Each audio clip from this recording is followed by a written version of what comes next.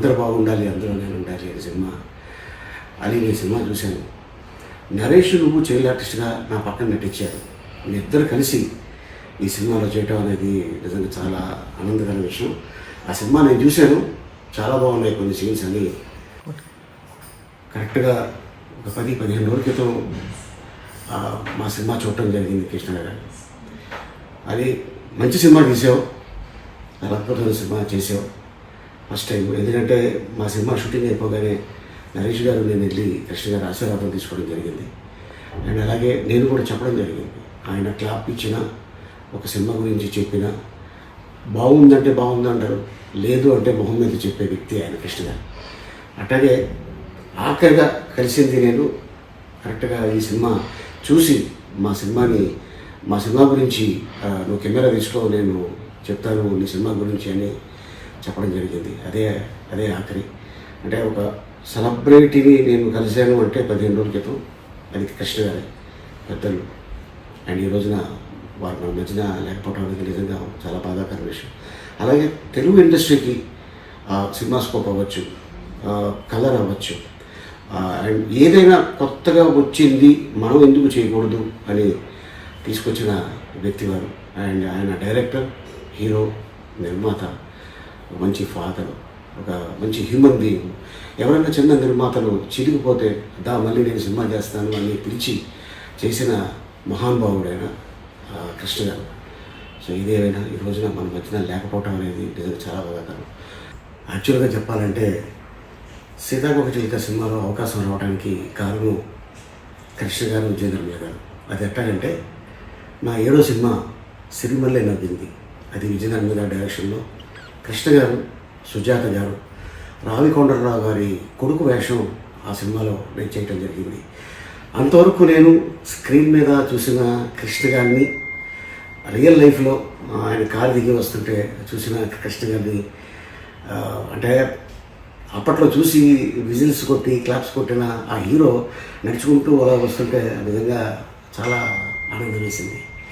And నాకు సీతాకోకచిలుకలో అవకాశం రావడానికి కారణం సిరిమల్లె నవ్వింది సినిమా ఏడుదు నాగేశ్వరరావు గారు చూసిన తర్వాత ఫలానా ఆలి అని ఒక కుర్రోడు ఉన్నాడు అని వాళ్ళ దగ్గర నా నెంబర్ తీసుకొని ఆ కంపెనీ వాళ్ళ దగ్గర అక్కడికి రాజమండ్రికి కాల్ చేసి నన్ను మద్రాస్కి పిలిపించడం జరిగింది. దాదాపు కృష్ణ గారితో ఒక 20 నుంచి 25 సినిమాలు నేను యాక్ట్ చేయడం జరిగింది. ఆయన పక్కన ఎప్పుడున్నా కూడా సినిమా గురించి, అట్లాగే టెక్నీషియన్స్ గురించి, ఏ డైరెక్టరు ఎంత అద్భుతంగా మెసేజ్ ఇచ్చారు అంటే ఆయన సినిమాలు యాక్ట్ చేసింది కాక ఇంకా బయట సినిమాలు కూడా చూసి మంచి మెసేజ్ ఇచ్చిన ఒక మహానుభావుడైన కృష్ణ గారు. అండ్ అంతేకాకుండా ఇండస్ట్రీలో ఆ రోజుల్లో మూవీ ఆర్టిస్ట్ అసోసియేషన్ చెన్నైలో ఉండగా అది ఎస్వి రంగారావు గారు, గుమ్మడి గారు, ప్రభాకర్ రెడ్డి గారు, కృష్ణ గారు, ఇలా అందరూ కొంతమంది చేరి ఎందుకు మనం ఒక అసోసియేషన్ పెట్టుకోకూడదు అని చెన్నైలో పెట్టడం జరిగింది. మళ్ళీ ఇండస్ట్రీ హైదరాబాద్కి వచ్చిన తర్వాత ఇక్కడ ఎందుకు అసోసియేషన్ పెట్టకూడదని, అలాగే మా మురళీమోహన్ గారు, కృష్ణ గారు ఇద్దరు క్లాస్మేట్స్ ఏలూరు కాలేజ్లో ఎప్పుడు చెప్తూ ఉండేవారు, ఒక నటుడిగా కాదు ఒక స్నేహితుడిగా కృష్ణ నాకు అని మురళీమోహన్ గారు చెప్పడం జరుగుతుంటుంది.